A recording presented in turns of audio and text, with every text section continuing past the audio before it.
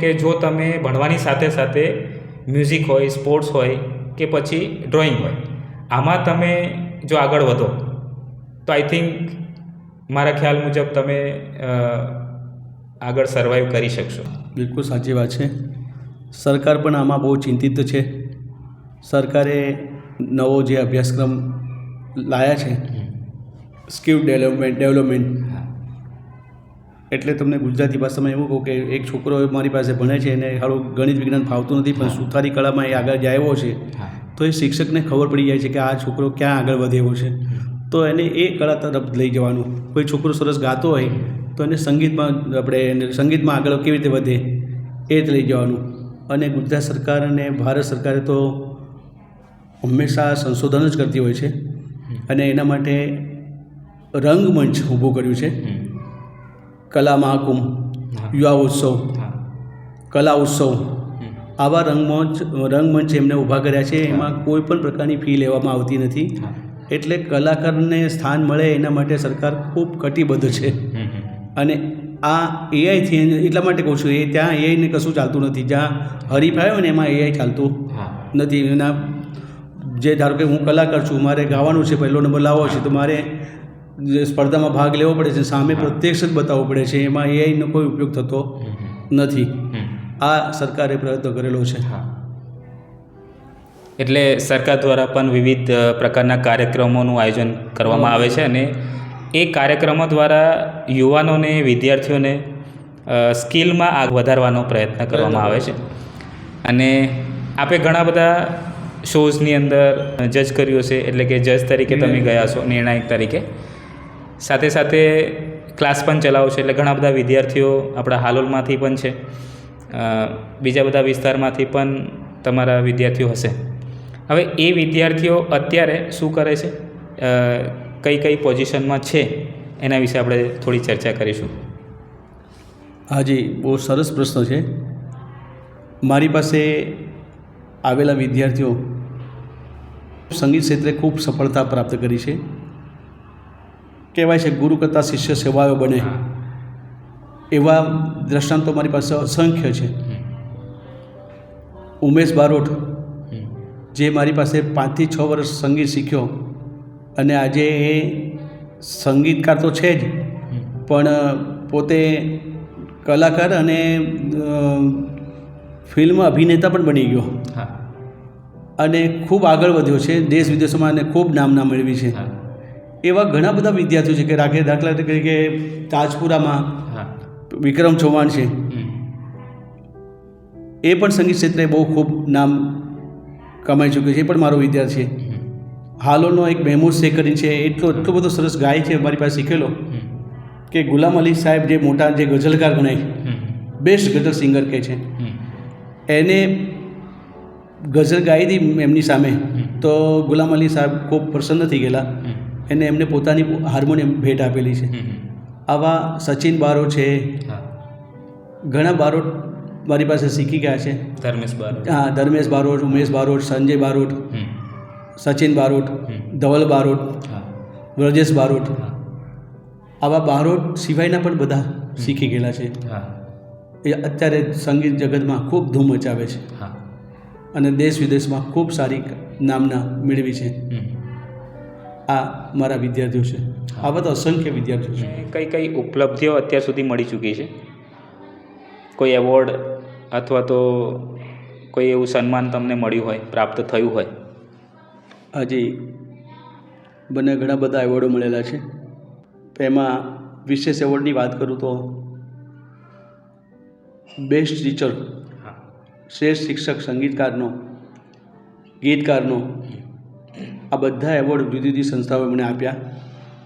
એમાં સંગીત વિશારદ રત્નાકર એવોર્ડ સ્વામિનારાયણ સંપ્રદાય ગોધરા ખાતેથી મને મળ્યો.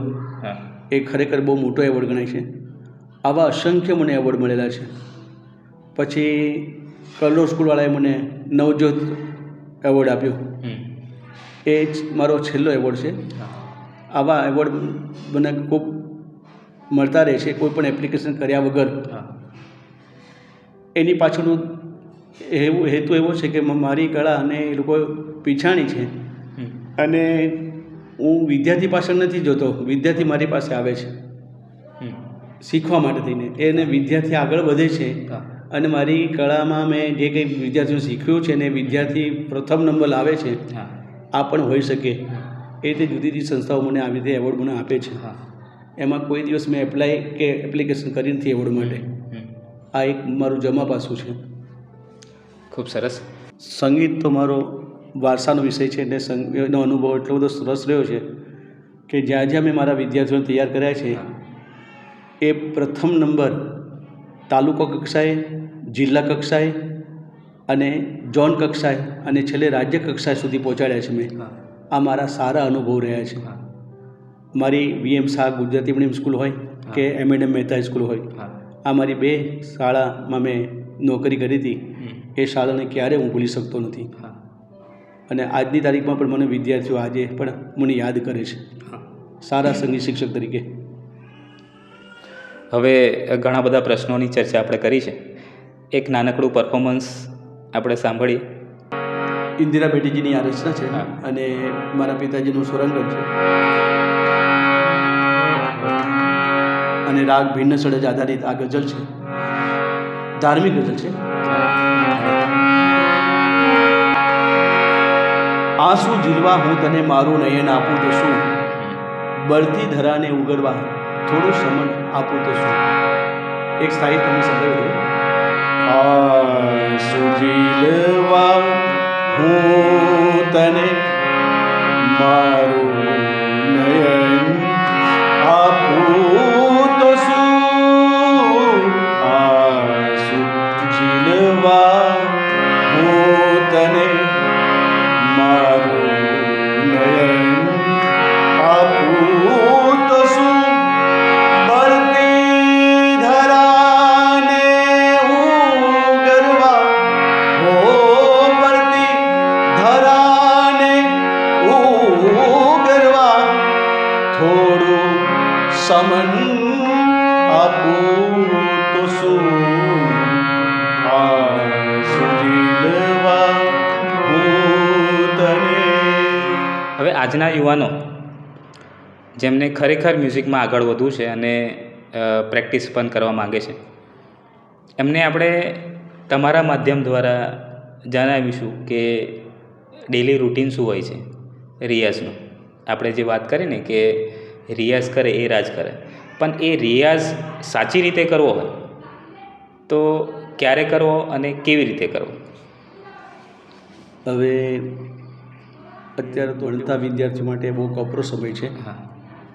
પણ એ જો વહેલો ઉઠીને 6 થી 7માં સ્વર સાધનાનો રિયાઝ કરે તો મૂળ તો સંગીત સ્વર પર નિર્ભર છે.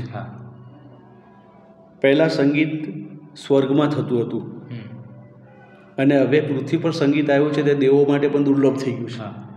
એટલે દેવોને પણ સાંભળવું હોય ને તો સ્વર્ગમાંથી પૃથ્વી પર આવવું પડે છે. આવું હું અંગત સમજું છું.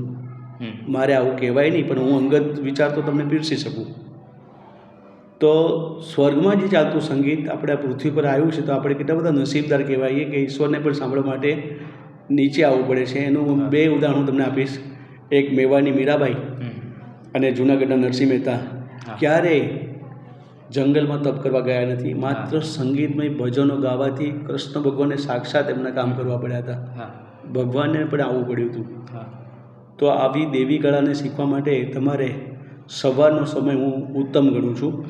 6 થી 7માં જો રિયાઝ થાય તો 6 થી 7 એ ઉત્તમ સમય ગણાય છે. કેટલાક એવું કે 7 વાગે હું ઉઠી નહીં શકતા, તો 8 થી 9 કરવાનું. તમને અનુકૂળ હોય તો અડધો કલાક તો રિયાઝ તો કરવો જોઈએ. તો આ રિયાઝ સ્વર સાધના કરશો તો મને એવું લાગે કે તમને બીજાની કંઈ જરૂર નહીં પડે. ધારો કે મારે ગઝલ ગાવી છે હા તો મારે 5 ગઝલ ગાવાની, તો 5 ગઝલનો રિયાઝ હું કરી લઉં અને તબલા સાથે કરી લઉં, સૂર સાથે કરી લઉં. પણ સ્વર જો આપણા બરાબર ન લાગતા હોય તો સ્વર પહેલાં એની પ્રેક્ટિસ કરવી જોઈએ. બરાબર. સ્વરથી આપણે ઘણું બધું પ્રાપ્ત કરી શકીએ છીએ. કે છે સ્વર ઈશ્વર તરફ લઈ જાય છે. હા. જે મિત્રોની પાસે હાર્મોનિયમ નથી એ મિત્રોને હાર્મોનિયમ ખરીદવું હોય તો કેવું હાર્મોનિયમ એમના માટે મતલબ કારગર નીવડે છે, એટલે કેવું હાર્મોનિયમ એમને ખરીદવું જોઈએ? હવે જો સારા ગાયક બનવું હોય, કલાકાર બનવું હોય તો એક વસ્તુ નોંધી લેજો. તમે જ્યાં પણ જાઓ ત્યાં હાર્મોનિયમવાળાને કહેવાનું કે મને સ્ટાન્ડર્ડ સ્કેલનું હાર્મોનિયમ આપ્યા. તો what is meaning of standard scale?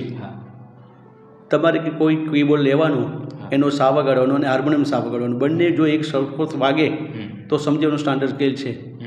પણ બંને સ્વર ઊંચા નીચા હોય તો સમજી લો કે આ વાજા પેટી મને અનુકૂળ છે નહીં.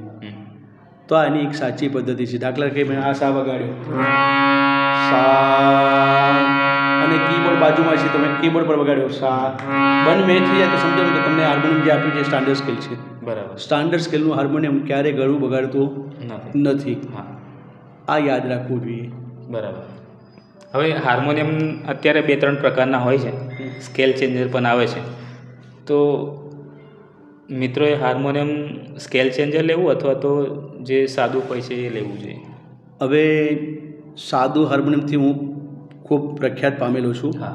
કારણ કે મને બધા સ્કેલથી વગાડતા આવડે છે. હા. તો સ્કેલ ચેન્જરની હાર્મોનિયમની કોને જરૂર પડે છે કે જેને એક જ સ્કેલથી વગાડતા આવડે. દાખલા કે કાળી એક જે આવડે પણ કાળી બેમાં ને ફાવતું ના હોય તો એને સ્કેલ ચેન્જર હાર્મોનિયમ આશીર્વાદ રૂપ સમાન છે. હા.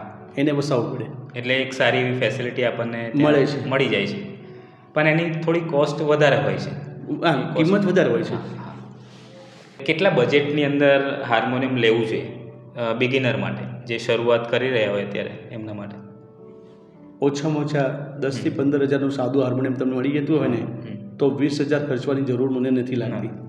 અને આવડી જાય ને તમારે જો પ્રોફેશનલ બનવું હોય ને સ્કેલ ચેન્જર વસાવવું હોય તો એની કિંમત છે 35,000 થી 40,000. વધારે કિંમત આપવા જેવી છે જ નહીં.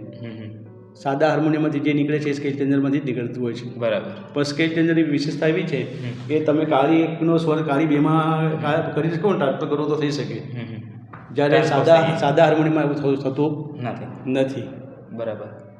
આજના યુવાનો માટે તમારા તરફથી કોઈ વિશેષ સંદેશ? હવે જો સંગીતમાં આગળ વધવું હોય તો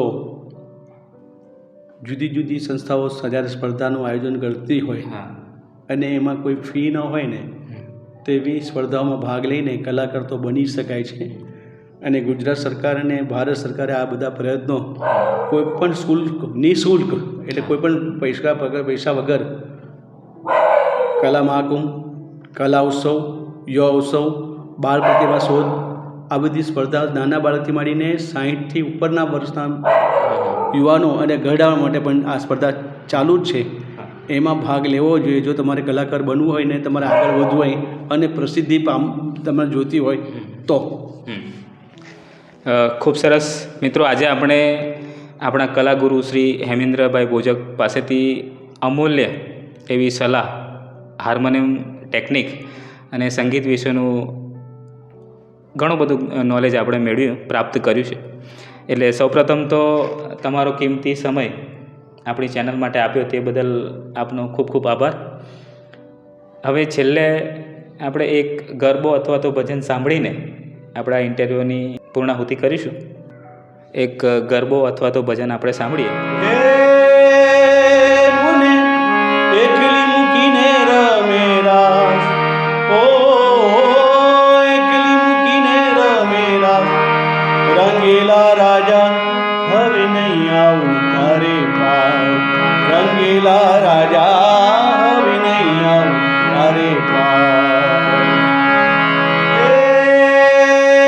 મને એકલી મૂકીને રમેરા, ઓ એકલી મૂકીને રમેરા,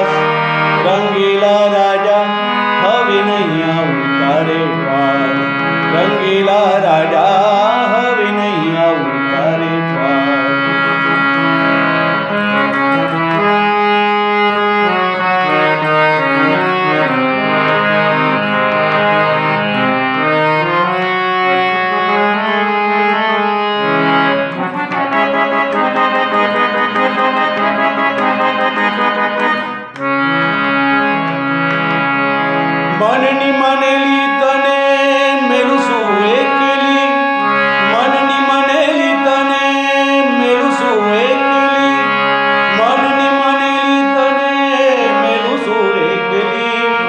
ગાલી લાગે છે મને રાધા રૂઠેલી, ગાલી લાગે છે મને રાધા રૂઠેલી.